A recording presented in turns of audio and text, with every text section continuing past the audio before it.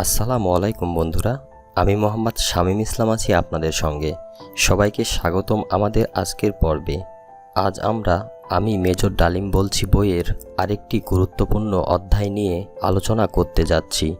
এই অধ্যায়ে এমন কিছু ঘটনা রয়েছে যা আমাদের ইতিহাসের একটি অনন্য দিক তুলে ধরে। আমরা জানব যুদ্ধ পরবর্তী সময়ের বিভিন্ন রাজনৈতিক ও সামরিক জটিলতা এবং ব্যক্তিগত অভিজ্ঞতার কাহিনী। যদি আপনি আগের পর্বগুলো না দেখে থাকেন তাহলে দয়া করে ডেসক্রিপশনে লিংক দেয়া আছে, সেখান থেকে দেখে নিতে পারেন যাতে আপনি সম্পূর্ণ কাহিনী বুঝতে পারেন। আপনারা যদি আমাদের এই প্রচেষ্টা পছন্দ করে থাকেন তাহলে আমাদের চ্যানেলটি সাবস্ক্রাইব করুন এবং পাশে থাকা নোটিফিকেশন বেল আইকনটি চেপে রাখুন যাতে আমাদের নতুন ভিডিওগুলোর আপডেট পেয়ে যান। ভিডিওটি ভালো লাগলে লাইক দিন এবং আপনার মূল্যবান মতামত নিচে কমেন্ট করে জানান। তো চলুন শুরু করি আজকের পর্ব। ৭১-এর চেতনার সাথে বিশ্বাসঘাতকতা, আওয়ামী লীগ কুশাসন এবং প্রতিরোধ। সংসদে সংবিধান গৃহীত হয়। ১০ই এপ্রিল ১৯৭২ সালে প্রথম জাতীয় সংসদ অধিবেশন অনুষ্ঠিত হয়। পরিতাপের বিষয়, ওই সংসদের সব সংসদরাই ছিলেন পাকিস্তানের সংবিধান এবং জেনারেল ইয়াহিয়া খানের LFO এর আওতায় নির্বাচিত। মজলুম নেতা মাওলানা ভাসানী আওয়ামী লীগের সংবিধান গঠনের ক্ষমতাকে চ্যালেঞ্জ করে বলেন, বর্তমান সংসদ গঠিত হয়েছিল ১৯৭০ সালের LFO অর্থাৎ লিগ্যাল ফ্রেমওয়ার্ক এর অধীনে সংগঠিত নির্বাচনের মাধ্যমে। জেনারেল ইয়াহিয়া খানের LFO মোতাবেক নির্বাচিত জাতীয় সংসদের দায়িত্ব ছিল পাকিস্তানের সংবিধান প্রণয়ন করা। আওয়ামী লীগ দল হিসাবে ৬ দফার ভিত্তিতে জনগণের কাছ থেকে ভোট গ্রহণ করেছিল। ৬ দফার দাবি ছিল পাকিস্তানের ভৌগোলিক অখণ্ডতা বজিয়ে রেখে প্রদেশভিত্তিক পূর্ণ স্বায়ত্তশাসন কায়েম করা। অতএব স্বাধীন রাষ্ট্র বাংলাদেশের শাসনতন্ত্র প্রণয়ের কোনো বৈধ অধিকার তাদের নেই। তিনি সর্বদলীয় জাতীয় কনভেনশন গঠন করে শাসনতন্ত্র প্রণয়নের দাবি জানান। তিনি বলেন, জাতীয় কনভেনশনে শুধুমাত্র রাজনৈতিক দলগুলোর প্রতিনিধিই থাকবে না, তাতে বিভিন্ন সংগঠন যাদের সদস্যরা জাতীয় স্বাধীনতা সংগ্রামে অংশগ্রহণ করেছেন তাদের প্রতিনিধিদেরও অন্তর্ভুক্ত করতে হবে। এ ধরনের জাতীয় কনভেনশনের দ্বারা প্রণীত সংবিধান পরে গণভোটের মাধ্যমে গৃহীত হবে। আওয়ামী লীগ সরকার ওই প্রতিবাদে কর্ণপাত না করে ১২ই অক্টোবরের সংসদ অধিবেশনে তৎকালীন আইনমন্ত্রী ডক্টর কামাল হোসেন প্রণীত সংবিধান গৃহীত হয়। যদিও সংবিধানে সরাসরিভাবে মুজিববাদের উল্লেখ ছিল না, তবুও মুজিববাদের মূলনীতির উপর তথা ভারতীয় সংবিধানের নীতিমালার ওপর ভিত্তি করেই গঠিত হয়েছিল স্বাধীন বাংলাদেশের প্রথম সংবিধান বা শাসনতন্ত্র। সরকার ঘোষণা করল দেশে সমাজতন্ত্র প্রবর্তন করা হবে, কিন্তু সংবিধানের ৪২ নং ধারার মাধ্যমে ব্যক্তি মালিকানা বজিয়ে রাখা হলো। ৩৫, ৩৭ এবং ৩৯ নং ধারার মাধ্যমে অতি চতুরতার সাথে মানুষের মানবিক অধিকারসমূহ কেড়ে নেওয়া হলো। আওয়ামী লীগ বিরোধী শক্তিকে অতি নির্দয়ভাবে উৎপাটন করার জন্য সংবিধানে ৬৩-র ৩ ধারা সংযোজিত করে। জননিরাপত্তার নামে আইয়ুব শাহীর বর্বরচিত আচরণের মতোই মুজিবের নেতৃত্ব বিনা বিচারে আটক এবং মিল কারখানার অফিস আদালতে ধর্মঘট নিষিদ্ধ করার বিধানও সংবিধানে রাখা হয়। শেখ মুজিব গণতন্ত্রকে হত্যা করে। সর্বশেষে শেখ মুজিব তার ক্ষমতা কুক্ষিগত করার জন্য গণতন্ত্রকে হত্যা করে জাতির উপর বাকশালী একনায়কতন্ত্র চাপিয়ে দেয়। বাংলাদেশে কৃষক শ্রমিক আওয়ামী লীগের বাকশাল একদলীয় স্বৈরতান্ত্রিক শাসন ব্যবস্থার বীজ নিহিত ছিল ১৯৭২ সালের ৭ই মার্চ রক্ষী বাহিনীর আদেশ জারি করার মধ্যে। জাতীয় রক্ষী বাহিনীকে বিনা ওয়ারেন্টে ধরপাকড় এবং তল্লাশির ক্ষমতা দেয়া হয়েছিল ওই আদেশের মাধ্যমে। দেশের সার্বিক পরিস্থিতির দ্রুত অবনতির মুখে ২৪শে ডিসেম্বর ১৯৭৩ সালে প্রেসিডেন্ট জাস্টিস আবু সাইদ চৌধুরীকে বিদায় নিতে হয়। ১৪ই জানুয়ারি ১৯৭৪ সংসদ অধিবেশন বসে। আব্দুল মালেক উকিলকে স্পিকার হিসেবে মনোনয়ন দেয়া হয়। 24শে জানুয়ারি 1974 হ্যাঁ ভোটের মাধ্যমে জাতীয় রক্ষী বাহিনী আইন পাশ করা হয়। 13ই জানুয়ারি 1975 বাংলাদেশে জরুরি অবস্থা ঘোষণা করা হয়। একই দিন বিশেষ ক্ষমতা অর্ডিন্যান্স জারি করা হয় এবং সংবিধানের কতিপয় ধারা স্থগিত ঘোষণা করা হয়। সভা সমাবেশ নিষিদ্ধ ঘোষণা করা হয়। 6ই জানুয়ারি 1975 এক ঘোষণায় বলা হয় যে সরকারি কর্মচারীরা সমবায় সমিতি ছাড়া অন্য কোনো সংগঠনের সদস্য হতে পারবে না। এছাড়া 48 ঘন্টার মধ্যে দেয়ালের সব পোস্টার মুছে ফেলার নির্দেশ দেয়া হয়। এরপর 20শে জানুয়ারি বসে বাংলাদেশের রাজনৈতিক ইতিহাসে সংগঠিত সেই কলঙ্কিত অধিবেশন। 25শে জানুয়ারি সংসদে কোনো রকমের বিতর্ক ছাড়া গণতন্ত্রকে পুরোপুরি সমাহিত করে পাশ করানো হয় চতুর্থ সংশোধনী। মাত্র একবেলার সেই অধিবেশনে স্পিকার ছিলেন জনাব আব্দুল মালেক উকিল।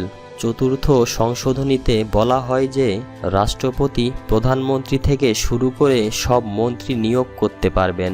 প্রধানমন্ত্রী বা মন্ত্রীরা সংসদ সদস্য না হলে ভোট দিতে পারবেন না। প্রতিমন্ত্রী বা উপমন্ত্রী সংসদ সদস্য হবেন, তেমন কোনো বাধ্যবাধকতা নেই। মন্ত্রিপরিষদ রাষ্ট্রপতিকে পরামর্শ দিতে পারেন, তবে রাষ্ট্রপতিরা কার্যকর করলেন কি করলেন না সে সংক্রান্ত ব্যাপারে আদালতে কোনো প্রশ্ন তোলা যাবে না। ওই অধিবেশনে জরুরি ক্ষমতা বিল কোনো আলোচনা ছাড়াই আইনে পরিণত হয়ে যায়। 25শে জানুয়ারি দুপুর 1:15 এক সংক্ষিপ্ত অধিবেশনে জারিকৃত চতুর্থ সংশোধনীতে বলা হয়, এই আইন প্রণয়নের পূর্বে যিনি বাংলাদেশের রাষ্ট্রপতি পদে অধিষ্ঠিত ছিলেন তিনি রাষ্ট্রপতি পদে থাকবেন না এবং রাষ্ট্রপতির পদ শূন্য হবে। শেখ মুজিবুর রহমান বাংলাদেশের রাষ্ট্রপতি হবেন এবং রাষ্ট্রপতির কার্যভার গ্রহণ করবেন।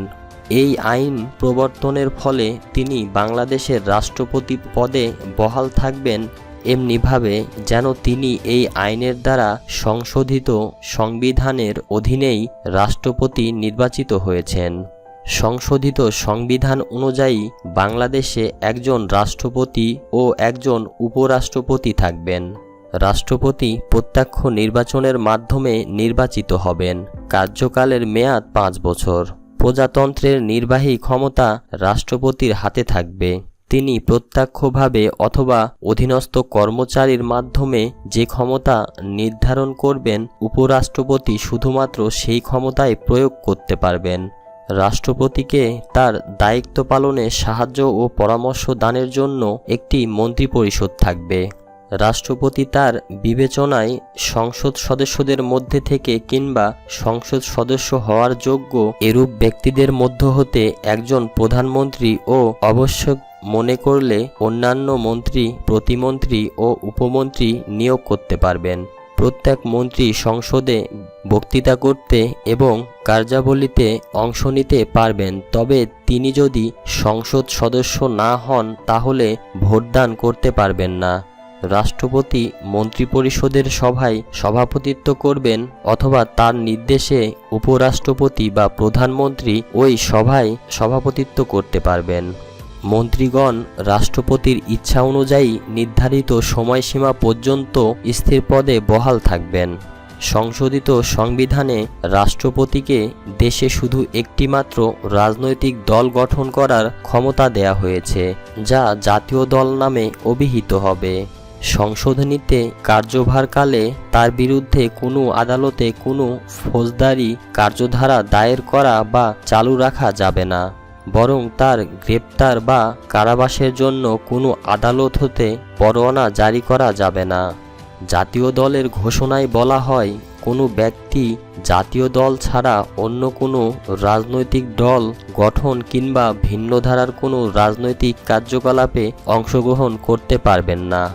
ওই সংশোধনীর পক্ষে 294 জন সংসদ ভোট দেন, কেউ বিরোধিতা করেননি। সংসদের 2 ঘন্টা 5 মিনিট স্থায়ী ওই অধিবেশনে স্পিকার ছিলেন আব্দুল মালেক উকিল। বিলের বিরোধিতা করে 3 জন বিরোধী ও 1 জন স্বতন্ত্র সদস্য ওয়াক আউট করেন। এরা হলেন জাসদের আবদুল্লাহ সরকার, আব্দুস সাত্তার, মঈনুদ্দিন আহমেদ ও স্বতন্ত্র সাংসদ Manabendra Narayan Larma.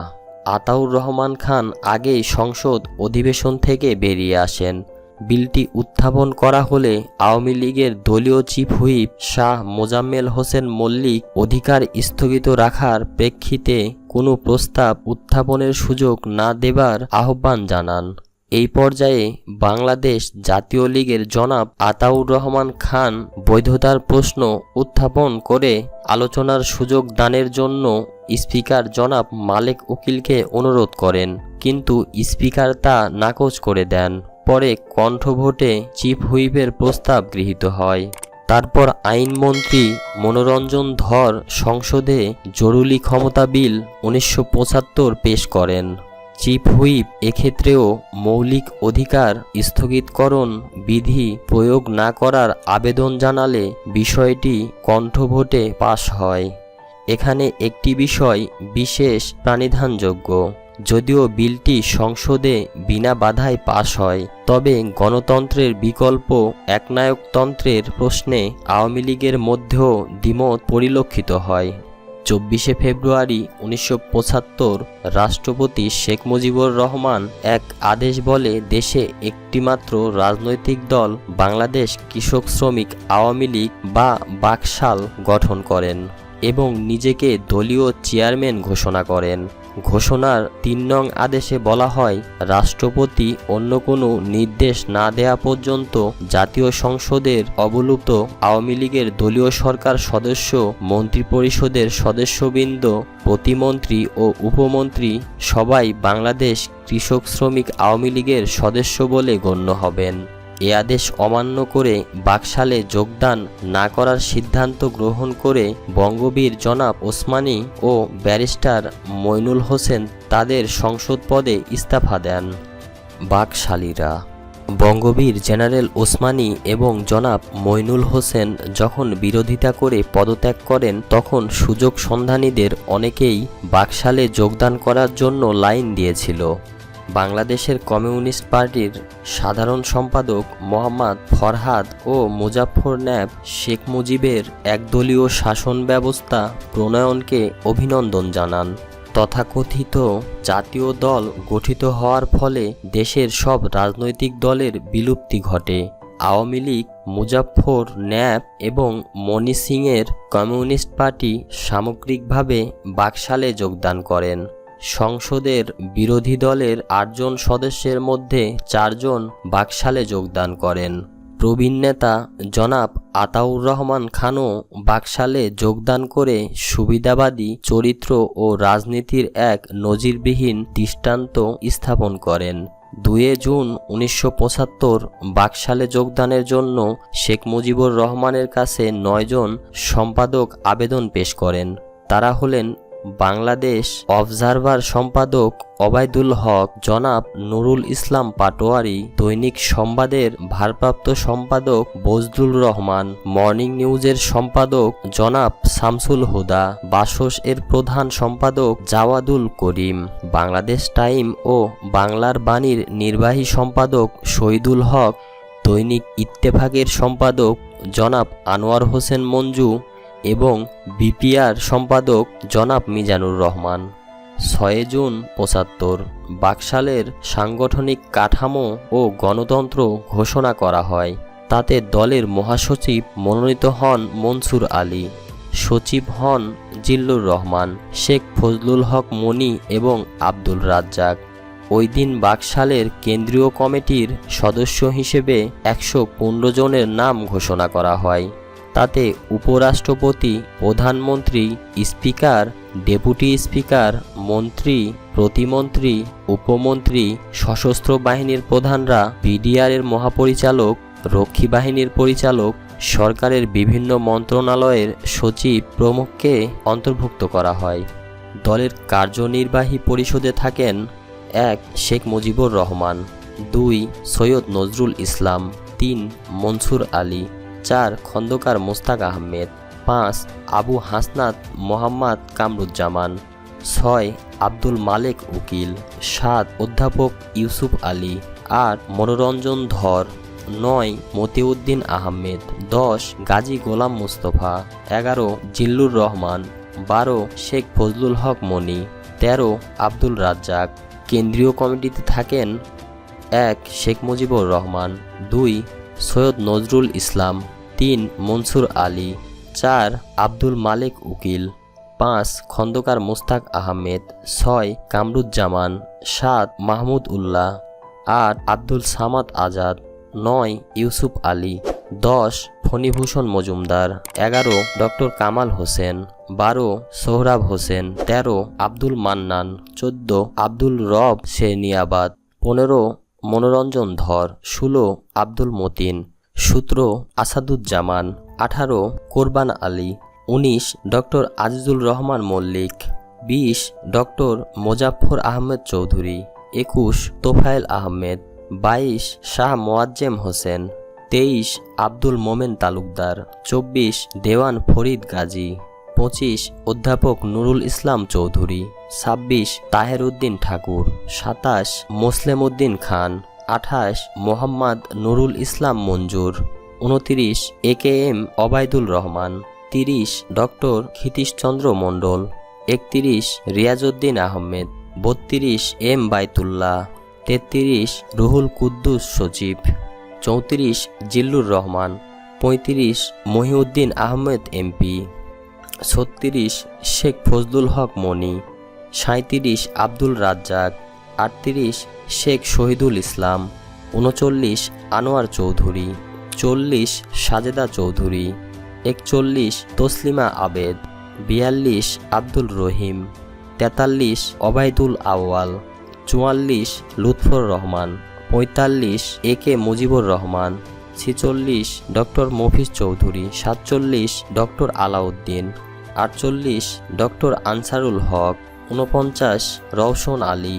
50 Azizur Rahman Akkas, 51 Sheikh Abdul Aziz, 52 Salauddin Yusuf, 53 Michael Sushil Adhikari, 54 Kazi Abdul Hashem, 55 Molla Jalal Uddin, 56 Shamsuddin Molla, 57 Gour Chandrabala, 58 Kazi Golam Mostafa, 59 Shamsul Haque, 60 Shamsuzzoha, 61 Rafiquddin Bhuiyan, 62 Syed Ahmed, 63 Shamsul Rahman Khan, 64 Nurul Haque, 65 MA Wahab, 66 captain Sujjat Ali, 67 MR Siddique, 68 MA Wahab, 69 Chittaranjan Sutar, 70 Syeda Razia Banu, 71 Ataur Rahman Khan, 72 Khandakar Mohammad Ilias, 73 শঙ্কু সাইন, 74 অধ্যাপক মোজাফফর আহমেদ, 75 আতাউর রহমান, 76 পীর হাবিবুর রহমান, 77 সৈয়দ আলতাফ হোসেন, 78 মোহাম্মদ ফারহাদ, 79 মতিয়া চৌধুরী, 80 হাজি দানেশ, 81 তৌফিক ইমাম সচিব, 82 নুরুল ইসলাম, 83 ফয়েজউদ্দিন সচিব, 84 মাহবুবুর রহমান সচিব, 85 আব্দুল খালেক, 86 মুজিবুল হক সচিব, 87 আব্দুল রহিম সচিব, 88 মইনুল ইসলাম সচিব, 89 শহীদুজ্জামান সচিব, 90 আনিসুজ্জামান সচিব, 91 ডক্টর A সাত্তার সচিব, 92 MA সামাদ সচিব, 93 আবু তাহের সচিব, 94 আল হোসাইনি সচিব, 95 ডক্টর তাজুল হোসেন সচিব,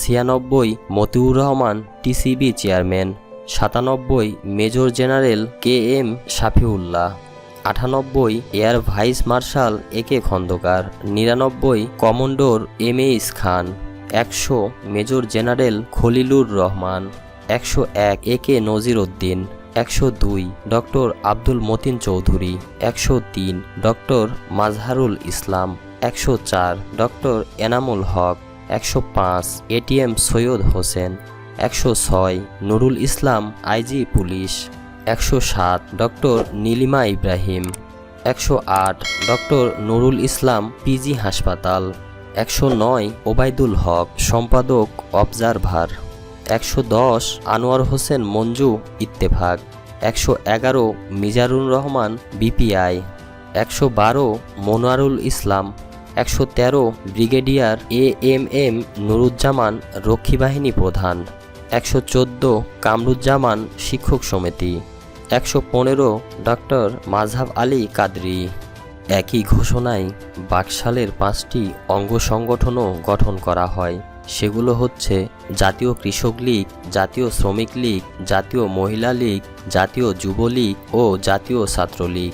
এগুলোর সাধারণ সম্পাদক মনোনীত হন যথাক্রমে ফণীভূষণ মজুমদার, অধ্যাপক ইউসুফ আলী, সাজেদা চৌধুরী, তোফায়েল আহমদ ও শেখ শহীদুল ইসলাম। এ সমস্ত সংগঠনের কেন্দ্রীয় কমিটিগুলোতে মোজাফফর ন্যাপ ও মনি সিংয়ের কমিউনিস্ট পার্টির নেতাদের গ্রহণ করা হয়। বাকশালের এ সূত্র ধরেই 16 জুন সংবাদপত্র বাতিল অধ্যাদেশ জারি করা হয়। তার বলে পার্টি নিয়ন্ত্রণাধীন শুধুমাত্র 4টি দৈনিক ও কয়েকটি সাপ্তাহিক বাদে সকল পত্রপত্রিকা বন্ধ করে দেয়া হয়।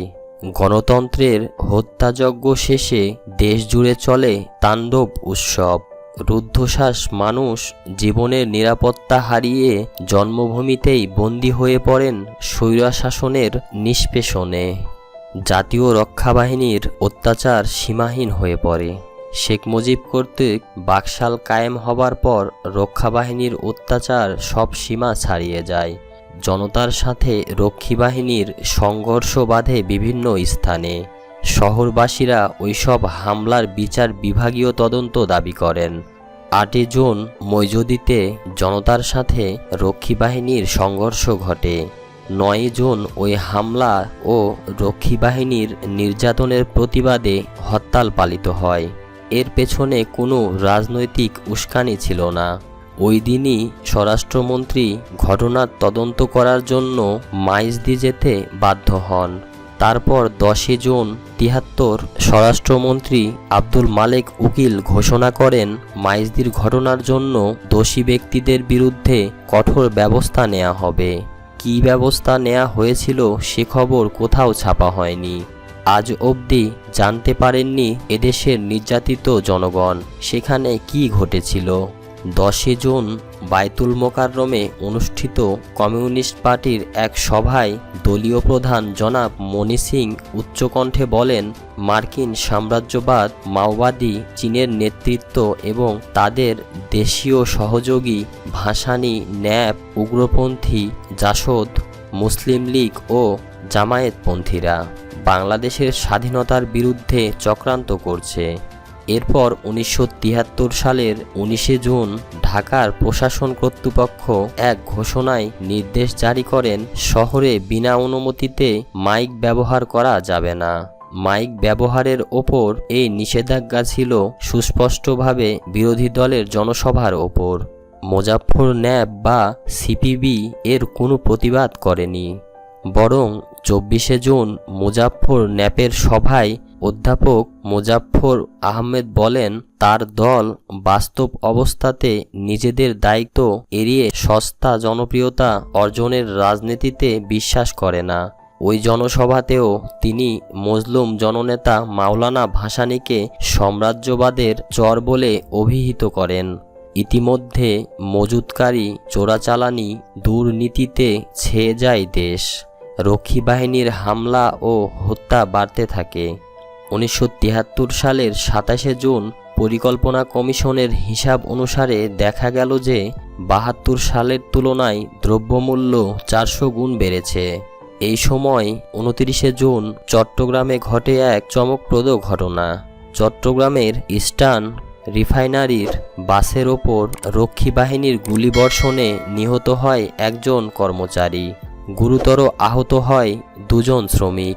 ইস্টার্ন রিফাইনারির একটি বাস কর্মচারীদের রিফাইনারিতে নিয়ে যাবার পথে রক্ষী বাহিনীর একটি ট্রাককে ওভারটেক করে। এ কারণে রক্ষী বাহিনীর ক্রুদ্ধ সদস্যরা একটি রেল ক্রসিংয়ের মুখে ওই গাড়ি ঘেরাও করে এলোপাথারি গুলিবর্ষণ করে। এমনি সামান্য ছুতোতেই রক্ষী বাহিনী নির্বিচারে হত্যা করতে থাকে স্বাধীন এ দেশের সাধারণ মানুষকে। এই সময় দৈনিক বাংলার সহকারী সম্পাদক নির্মল সেন অনিকেত মার্চের নির্বাচনের কদিন পরে লিখেছিলেন, আমি স্বাভাবিক মৃত্যুর গ্যারান্টি চাই, শীর্ষক একটি উপসম্পাদীয় নিবন্ধ লেখায় তিনি এক সপ্তাহের একটি ঠিকুজি তুলে ধরেন 13টি হত্যাকাণ্ডের। এ সম্পর্কে তিনি লিখেছিলেন যে এ খবর সব খবর নয়, সব খবর সংবাদপত্রে পৌঁছে না, সব খবর পৌঁছে না থানায়, দূর দূরান্ত থেকে কে দেয় কার খবর, আর দিতে গেলে জীবনের যে ঝুঁকি আছে সে ঝুঁকি নিতেই বা কতজন রাজি। এই নির্বিচার হত্যাকাণ্ডের প্রতিবাদ করে নির্মল সেন জানতে চেয়েছিলেন, 1972 সাল হতে আজ পর্যন্ত অনুষ্ঠিত কয়টি হত্যাকাণ্ডের কিনারা হয়েছে, 2 কয়জন হত্যাকারী গ্রেপ্তার হয়েছে, 3 কটি গাড়ি হাইজ্যাক হয়েছে, সে হাইজ্যাকার কারা, কি তাদের পরিচয়, কি তাদের ঠিকানা, 4 কারা গ্রেপ্তার হয়েছে, 5 পুলিশ বাহিনীর পক্ষ থেকে প্রায়ই অভিযোগ করা হয় যে অভিযুক্তদের ধরা হলে ফোনের জন্য তাদের মুক্তি দিতে হয়। এ অভিযোগ কতটুকু সত্য, এই ফোন কারা করে থাকেন? তিনি বলেন, খুঁজে দেখতে হবে এই হত্যাকারীরা কাদের প্রশ্রয়ে বেড়ে উঠছে, নইলে দিনের পর দিন হত্যা রাহাজানির খবর বের হয়, অথচ একটি অপরাধীও শাস্তি হয় না। এ ঘটনার পুনরাবৃত্তি ঘটেছে কি করে? এ প্রশ্ন শুধু নির্মল সেনেরই ছিল না, এ প্রশ্ন ছিল দেশের জনগণেরও। আওয়ামী লীগ সরকার এ প্রশ্নগুলোর কোনো জবাব দিতে পারেনি। চট্টগ্রামের রিফাইনারি কর্মচারীদের ওপর গুলিবর্ষণের অকারণ হত্যার জন্য রক্ষী বাহিনীর কেউ সাজা পায়নি। উপরোক্ত 1973 সালের 27 জুলাই প্রেসিডেন্টের অগণতান্ত্রিক 50 নং ধারা অনুযায়ী রক্ষী বাহিনীকে দেয়া হলো নতুন ক্ষমতা। তাতে জাতীয় রক্ষী বাহিনীর ডেপুটি লিডার ও তার উপরস্থ সকল অফিসারকে গ্রেপ্তারি পরোয়ানা ছাড়া অপরাধ করেছে সন্দেহে যে কোনো ব্যক্তিকে গ্রেপ্তার ও তল্লাশির ক্ষমতা দেওয়া হয়। জাতীয় সমাজতান্ত্রিক দল 21শে অক্টোবর অভিযোগ করে যে রক্ষী বাহিনী তাদের রাজবাড়ী জেলা শাখার সম্পাদককে গ্রেপ্তার করে পিটিয়ে অজ্ঞান করে রেখেছে। 24শে অক্টোবর তারা অভিযোগ করেন যে বাগমারার জাসদ নেতাকে রক্ষী বাহিনী খুন করেছে। একই অভিযোগ করে আওয়ামী লীগের নেতৃত্বে গঠিত ঐক্যজোটের মোজাফফর ন্যাপ 16ই অক্টোবর পাবনার ছাত্র ইউনিয়ন নেতাকে রক্ষী বাহিনীর গ্রেপ্তারের তীব্র নিন্দা করে জেলা ন্যাপ কমিটি একটি বিবৃতি দেন। 2রা নভেম্বর মোজাফফর ন্যাপের সম্পাদক পঙ্কজ ভট্টাচার্য অভিযোগ করেন যে তার কর্মীদের ওপর রক্ষী বাহিনীর হামলা, হত্যা, নির্যাতন চলছে। তিনি বলেন, 1 নভেম্বর সুনামগঞ্জ মহকুমার ন্যাপ প্রধান বস্কু দাসকে রক্ষী বাহিনী নির্মমভাবে হত্যা করেছে। পীরগাছার ন্যাপ কর্মীদের নির্বিচারে মারধর করা হয়েছে। 30শে অক্টোবর নাটোরে ন্যাপ কর্মীকে রক্ষী বাহিনী অপহরণ করেছে। সেই সঙ্গে পঙ্কজ ভট্টাচার্য অনুনয় করেন যে এদের ওপর হামলা হলে সমাজতন্ত্রের শত্রুদের শক্তি বৃদ্ধি পাবে। 73 সালের 25শে অক্টোবর তৎকালীন প্রধানমন্ত্রী জনাব মালেক উদ্দিন জানান, গ্রামরক্ষী দল গঠনের নির্দেশ দেয়া হয়েছে। প্রত্যেক সদস্যকে একটি করে শটগান দেয়া হবে। কাজের মেয়াদ শেষ হলে এসব অস্ত্র থানায় জমা দেয়া হবে। তিনি আরও পরিষ্কার করে বলেন, এ ব্যাপারে মহকুমা হাকিমের অনুমোদন সাপেক্ষে স্থানীয় প্রভাবশালী ও নেতৃস্থানীয় ব্যক্তি এবং এমপির সাথে আলোচনা করে গ্রামরক্ষী দল গঠনের জন্য ওসির প্রতি নির্দেশ দেওয়া হয়েছে। এরপর 29শে নভেম্বর সরকারের অস্ত্র সংক্রান্ত এক ঘোষণায় বলা হয়, রাষ্ট্রপতি, প্রধানমন্ত্রী, সুপ্রিম কোর্টের প্রধান বিচারপতি, প্রধান নির্বাচন কমিশনার, মন্ত্রীগণ, প্রতিমন্ত্রী, উপমন্ত্রী এবং সংসদ সদস্যরা লাইসেন্স ছাড়াই নিষিদ্ধ প্রহিবিটেড বোরের অস্ত্র নিজের কাছে রাখতে পারবেন। এই বৈধতার প্রশ্ন ছাড়াও এই সিদ্ধান্ত থেকে একটি বিষয় অত্যন্ত পরিষ্কার হয়ে ওঠে যে দেশের আইনশৃঙ্খলা পরিস্থিতির কতটা অবনতি ঘটেছিল। ৭৩ সালের প্রারম্ভ থেকেই গ্রামে গ্রামে চলে রক্ষী বাহিনীর বর্বর, নিষ্ঠুর ও পৈশাচিক অভিযান। মুজিব আমলের স্বৈরাচার ও বিরোধী নির্যাতনের একটি দলিল আত্মগোপনকারী কমিউনিস্ট নেতা শান্তি সেনের স্ত্রী শ্রীমতী অরুণা সেনের বিবৃতি। অরুণা সেন রানী সিং ও হনুফা বেগমকে ফরিদপুর জেলার মাদারীপুর মহকুমার রামভদ্রপুর গ্রাম থেকে রক্ষী বাহিনী ধরে নিয়ে যায়, কিন্তু সরকার তাদের বিরুদ্ধে কোনো মামলা দায়ের করেননি, তাদেরকে কোনো আদালতেও হাজির করেননি। ঢাকার বিভিন্ন পত্রপত্রিকায় এ নিয়ে অনেক লেখালেখি হয় এবং পরে সুপ্রিম কোর্টে তাদের পক্ষে রিট আবেদন করার পর কোর্টের নির্দেশে তাদেরকে আদালতে হাজির করা হয়। মামলার শুনানির সময় সরকার তাদের বিরুদ্ধে কোনো প্রমাণযোগ্য অভিযোগ আনতে অক্ষম হওয়ায় সুপ্রিম কোর্ট অবিলম্বে তাদের ৩ জনকেই বিনা শর্তে মুক্তিদানের নির্দেশ দেন। অরুণা সেন ও অন্যান্যদের পক্ষে এই মামলা পরিচালনা করেছিলেন ব্যারিস্টার মওদুদ আহমেদ ও ব্যারিস্টার জমির উদ্দিন সরকার। মুক্তি পাবার পর আওয়ামী লীগ সরকারের অন্যায় নির্যাতনের স্বরূপ প্রকাশের জন্য শ্রীমতী অরুণা সেনের সংবাদপত্রে একটি বিবৃতি দেন। তিনি বলেন, গত ১৭ই আশ্বিন রক্ষী বাহিনীর লোকেরা আমাদের গ্রামের ওপর হামলা করে। ওই দিন ছিল দুর্গাপূজার দ্বিতীয় দিন। খুব ভোরে আমাকে গ্রেপ্তার করে, গ্রামের অনেক যুবককে ধরে বেধম মারপিট করে। লক্ষণ নামের একটি কলেজের ছাত্র ও আমাকে ধরে তারা নড়িয়া রক্ষী বাহিনীর ক্যাম্পে নিয়ে যায়। সেখানে আমাকে জিজ্ঞাসা করে আমার স্বামী শান্তি সেন ও পুত্র চঞ্চল সেন কোথায়। বলে তারা রাষ্ট্রদ্রোহী, তাদের ধরিয়ে দিন। আরও জিজ্ঞাসাবাদের পর সন্ধ্যার দিকে তারা আমাকে ছেড়ে দেয়। লক্ষণকে সেদিন রেখে পরদিন ছেড়ে দেয়।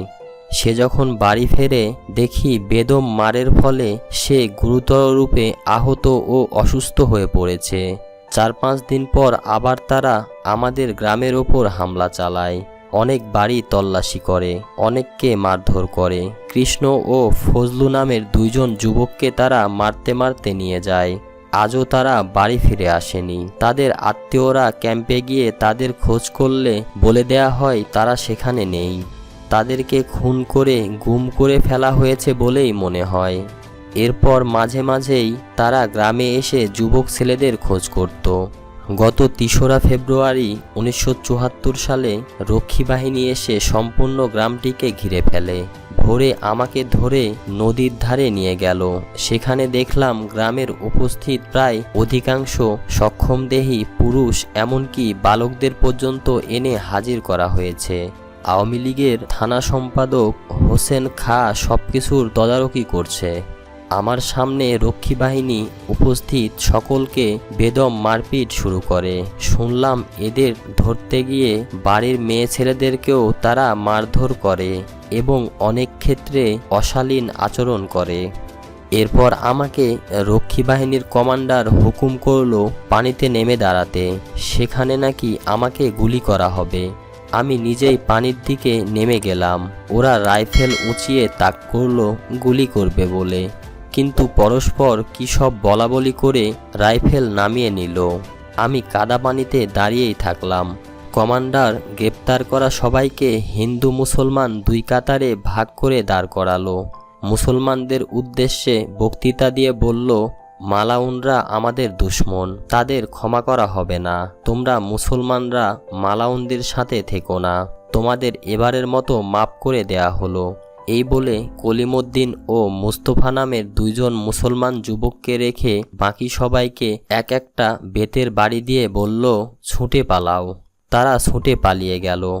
আমার পাক বাহিনীর কথা মনে পড়ল।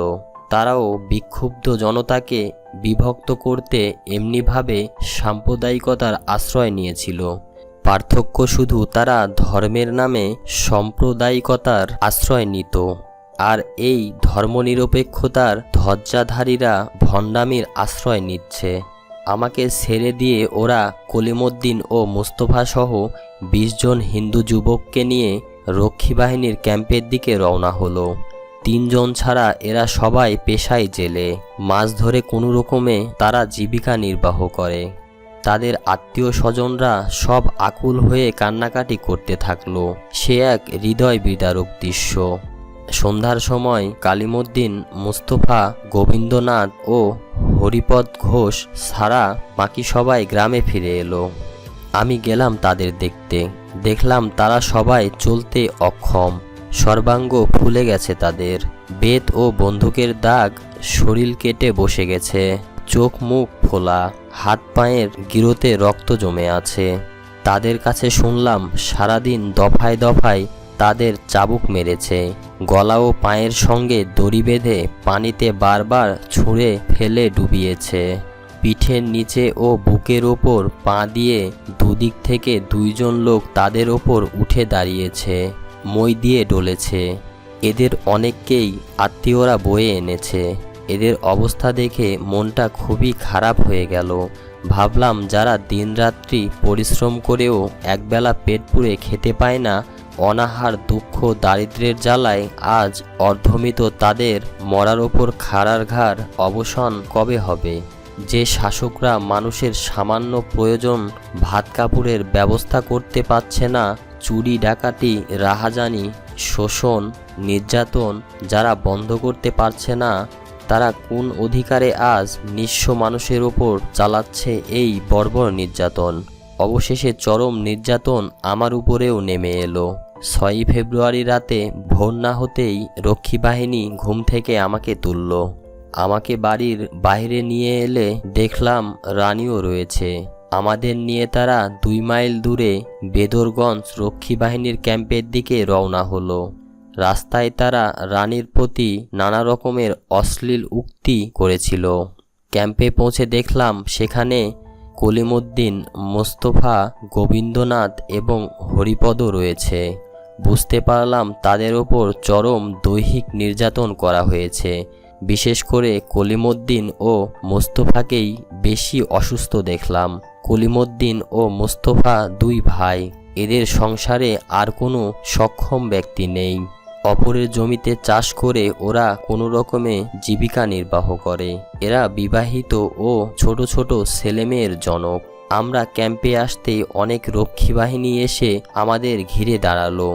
কেউ অশ্লীল মন্তব্য করে, কেউ চুল ধরে টানে, কেউ চর মারে, কেউ খোঁচা দেয়, এমন সব বর্বরতা। কিছুক্ষণ পর আমাদের রোদের মধ্যে বসিয়ে রেখে তারা চলে গেল। সন্ধ্যায় আমাকে উপরে দোতলায় নিয়ে গেল।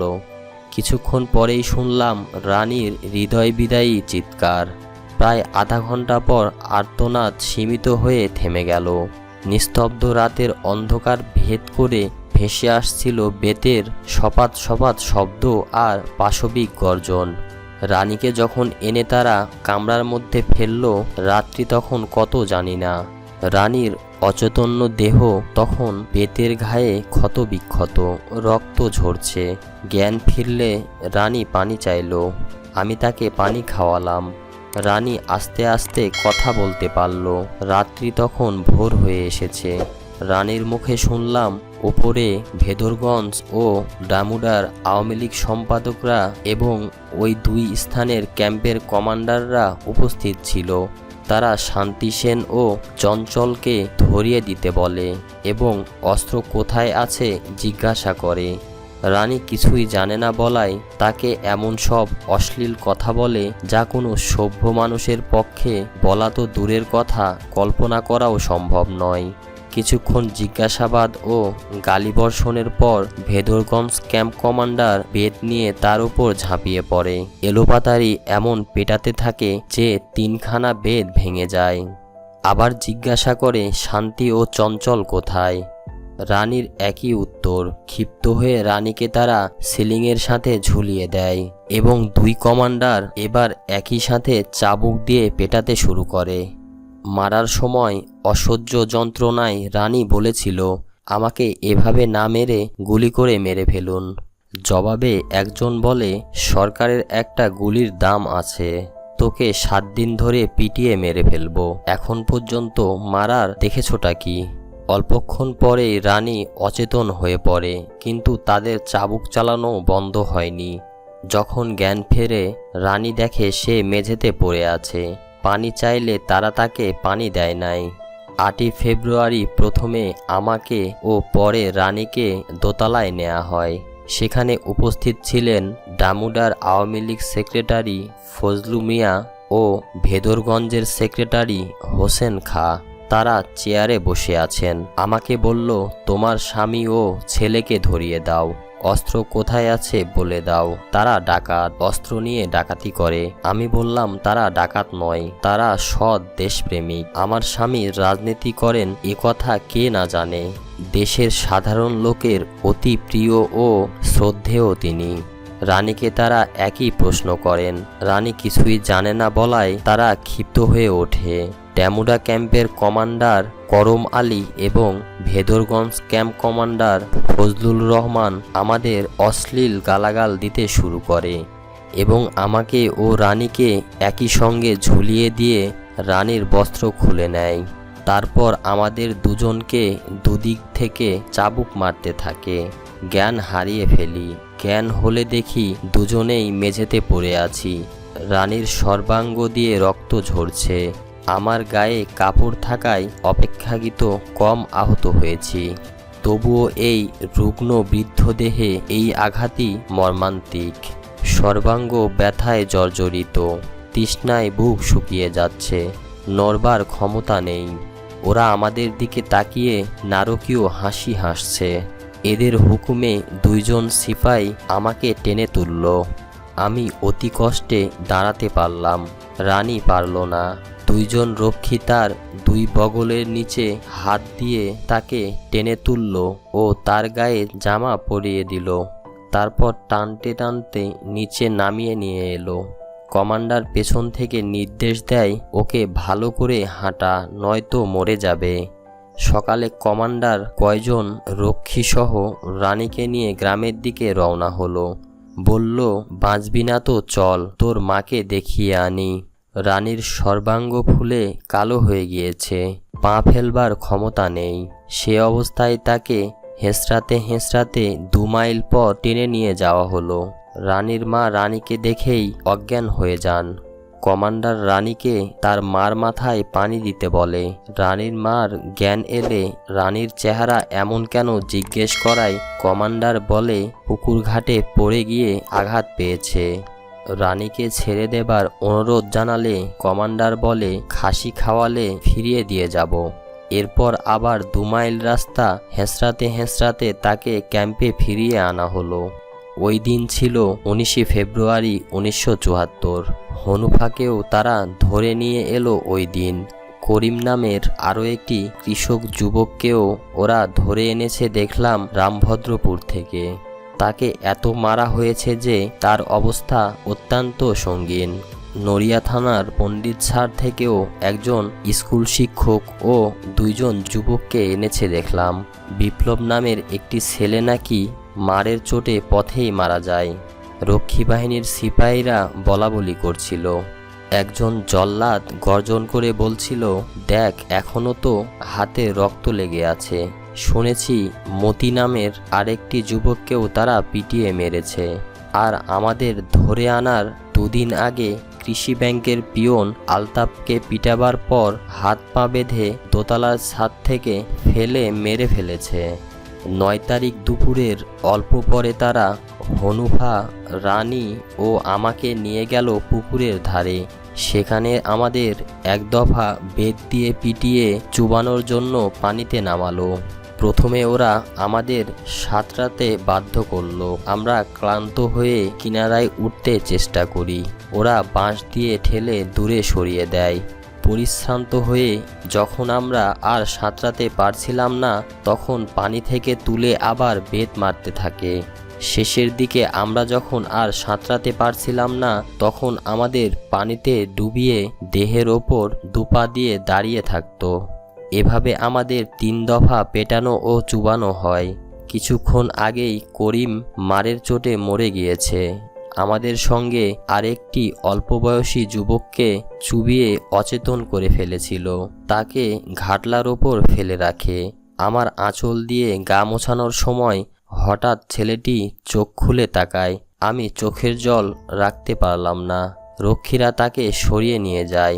পরে শুনেছি ছেলেটাকে নাকি মেরে ফেলেছে। সন্ধ্যার অল্প আগে আমাদের পানি থেকে তুলে ভিজা কাপড়েই থাকতে বাধ্য করলো। দারুণ শীতে আমরা কাঁপছি। প্রচণ্ড জ্বর এসে গেছে সকলের। এমনি করেই রাতভর সালার চটের ওপর পড়ে থাকলাম। পরদিন রাতে রানীকে আবার নিয়ে গেল দোতলায়। সেখানে আবার তাকে ঝুলিয়ে বেত মারল। 11 তারিখে আবার রানীর ওপর চলল একই অত্যাচার। রানী জ্ঞান হারালো। রক্ষী সিপাহীদের বলাবলি করতে শুনলাম রানী মরে গিয়েছে। রানীর কাছে শুনলাম তার যখন জ্ঞান হলো তখন সে দেখে তার পাশে ডাক্তার বসা। রানী জিজ্ঞেস করে, আপনি কে? আমি কোথায়? ডাক্তার জবাব দেয়, আমি ডাক্তার, তুমি কথা বলো না। কিছুক্ষণ পর ডাক্তার চলে গেলে রানীকে তারা ধরাধরি করে নিচে আমাদের কাছে নিয়ে এলো। একজন সিপাই রানী ও হনুফাকে বলল, তোরা তো মরেই যাবি, তার আগে আমরা প্রতি রাতে 5 জন করে তোদের ভোগ করব। তারা অবশ্য ভোগ শব্দটি বলে নাই, বলেছিল অতি অশ্লীল কথা। একদিন রাতে 2 জন রক্ষী সিপাই ঘরে ঢুকে আলো নিভিয়ে দেয় এবং রানী ও হনুফার মুখ চেপে ধরে। ধস্তাধস্তি করে তারা ছুটে গিয়ে চিৎকার করে। চিৎকার শুনে ক্যাম্পের অন্য রক্ষীরা ছুটে আসে, কমান্ডারও আসে। ওরা তাকে সব বললে সে বলে, খবরদার একথা প্রকাশ করবি না, তাহলে মেরে ফেলবো। রক্ষী সিপাহীদের কারো কারো মাঝে মানবতাবোধের লক্ষণ পাচ্ছিলাম। তাদেরই একজন সিপাহীকে জিজ্ঞেস করলাম, তুমি কি পর্যন্ত লেখাপড়া করেছো? প্রশ্ন শুনে সে চমকে উঠল। বলল, বাংলাদেশে লেখাপড়া দিয়ে কি করব? আমরা জল্লাদ, জল্লাদের আবার লেখাপড়ার কি দরকার? এই বলে সে দেয় ছুট। মনে হয় যেন চাবুক খেয়ে একটি ছাগল ছুটে পালালো।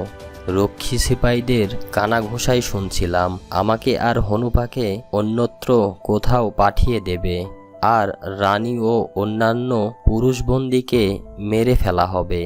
12ই ফেব্রুয়ারি আমাকে ও হনুফাকে নিয়ে রক্ষীরা রওনা দিল। আমরা রানীকে ফেলে যেতে আপত্তি জানালাম। রানীও আমাদের সাথে যেতে খুব কান্নাকাটি করছিল। কমান্ডারের কাছে অনুনয় বিনয় করছিল। কমান্ডার তার সহকর্মীদের সাথে কি যেন আলাপ করে সেদিন আমাদের পাঠানো স্থগিত রাখল। 12 তারিখ রাতেও ওরা আবার রানীকে ঝুলিয়ে হান্টার দিয়ে পেটায়। 13 তারিখে তারা রানীকে মারে না, কিন্তু নির্যাতনের নতুন কৌশল নেয়।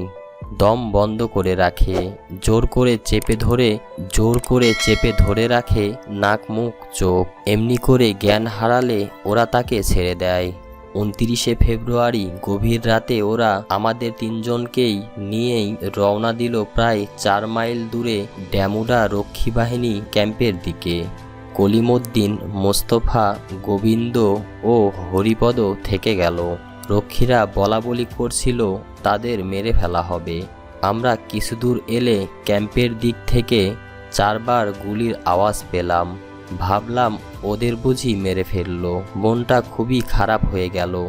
আমাদের শরীরের অবস্থা এমন ছিল যে হাঁটতে খুব কষ্ট হচ্ছিল, তবু আমরা বাধ্য হচ্ছিলাম হাঁটতে। বোধহয় আমাদের অন্যত্র পাঠিয়ে দিচ্ছে, বোধহয় বেঁচে যাব, এ চিন্তায় আমাদের হাঁটতে শক্তি যোগাচ্ছিল। অনেক রাতে ড্যামুডা রক্ষী বাহিনীর ক্যাম্পে পৌঁছালাম। সেখানে কিছুক্ষণ রেখে স্পিডবোট করে আমাদের নিয়ে যাওয়া হলো।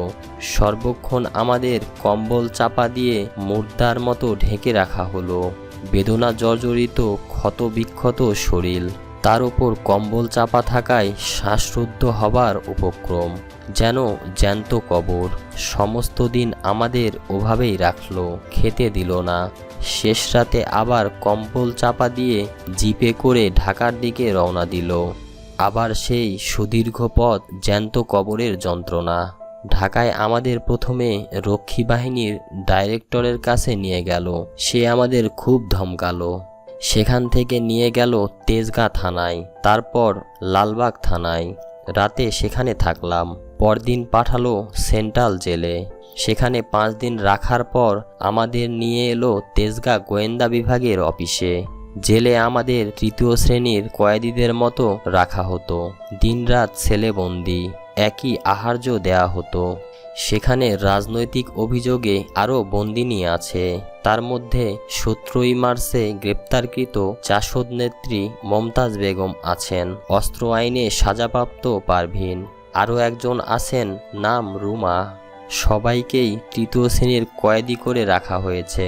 সাধারণ কয়েদিদের মতো খাটানো হচ্ছে।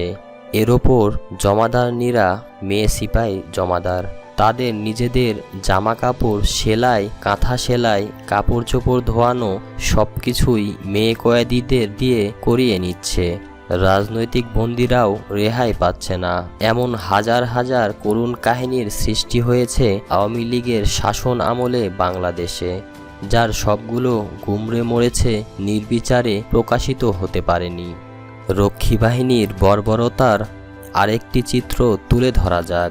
ঘটনাটি ঘটেছিল পাবনার বাজিতপুরের কোরাটিয়া গ্রামের কৃষক আব্দুল আলীর ছেলে রশিদকে খুন করার বাহিনী। আব্দুল আলীর সাক্ষাৎকারটা ছিল নিম্নরূপ: আমার সামনে ছেলেকে গুলি করে হত্যা করলো, আমার হাতে কুঠার দিয়ে বলল মাথা কেটে দে, ফুটবল খেলবো। আমি কি তা পারি? আমি যে বাপ, কিন্তু অকথ্য নির্যাতন কতক্ষণ আর সহ্য করা যায়? অত্যাচার সহ্য করতে না পেরে শেষ পর্যন্ত নিজের হাতে ছেলের মাথা কেটে দিয়েছি। রশিদ নাকি রাজনীতি করত আমি জানতাম না। একদিন মাতু আর শাহজাহান এসে ধরে নিয়ে গেল। আওয়ামী লীগ অফিসে সারা রাত ওরা ওকে বেধম মারল। সকালে বলল 1000 টাকা দিলে ছেড়ে দেবে। রশিদ স্বীকার করে এলো 1000 টাকা দেবার। আমার কাছে টাকা চাইলো, কিন্তু আমি দিন আনি দিন খাই, মজুর মানুষ। হঠাৎ 3 দিনের মধ্যে 1000 টাকা কোত্থেকে দেব? বললাম তুই বরং পালিয়ে সিলেট চলে যা। রশিদ সিলেট চলে গেল, কিন্তু 10-12 দিন পর ফিরে এসে বলল, বাবা, মন মানে না তোমাদের ফেলে থাকতে। সিলেট থেকে ফেরার পরই কঠিন অসুখে পড়ল, টাইফয়েড। অসুখ সারার পর একদিন তার মাকে বলল, মা আজ ভাত খাবো।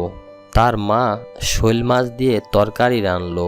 এমন সময় আওয়ামী লীগের পান্ডারা রক্ষী বাহিনী সহ বাড়ি ঘেরাও করলো। অসুস্থ মানুষ কোনো রকমে বাড়ি থেকে বের হয়ে মাঠের দিকে দৌড় দিল। বাবা আমার জানতো না সেখানেও ঘাপটি মেরে বসে আছে আজরাইল। পাষণ্ডরা দৌড়ে এসে ধরল তাকে। রশিদ সিরাজের পা ধরে বলল, সিরাজ ভাই, বিমারি মানুষ, আমায় ছেড়ে দেন। ছাড়ল না। তারপর বাপ বেটা দুজনকেই বেঁধে মার শুরু করলো। কত হাতে পায়ে ধরলাম। এরপরও মাতু গুলি করল রশিদকে। ঢলে পড়ল রশিদ। আমি নির্বাক তাকিয়ে রইলাম। মরার পর একজন বলল, চল ওর কল্লাটা নিয়ে যাই, ফুটবল খেলবো। মাতু বলল, হ্যাঁ তাই নেব, তবে ওর কল্লা আমরা কাটবো না, তার বাবা কেটে দেবে। বলেই আমার হাতে কুঠার দিয়ে বলল কেটে দিতে। আমার মুখে রা নেই। বলে কি পাষণ্ডগুলো। চুপ করে আছি দেখে বেদম পেটাতে শুরু করলো। বুড়ো মানুষ, কতক্ষণ আর সহ্য হয়? সিরাজ এসে বুকে বন্দুক ঠেকিয়ে বলল, এক্ষুনি কাট, নইলে তোকেও গুলি করব। ইতিমধ্যে 1.5 ঘন্টার মতো সময় পার হয়ে গেছে। বুঝতে পারলাম না কাটলে ওরা সত্যি আমাকেও মেরে ফেলবে কিনা। শেষে কুঠার দিয়ে কেটে দিলাম মাথা। নিয়ে উল্লাসে চলে গেল তারা। আল্লাহ কি সহ্য করব? আজকের পর্ব এখানেই শেষ করছি। আমরা জানলাম যুদ্ধ পরবর্তী রাজনৈতিক পরিস্থিতি, সামরিক জটিলতা, ব্যক্তিগত অভিজ্ঞতা এবং বাকশাল ও রক্ষী বাহিনীর নির্মমতা। এই অধ্যায়ের মাধ্যমে আমরা আরও একটি গুরুত্বপূর্ণ অধ্যায়ে প্রবেশ করলাম।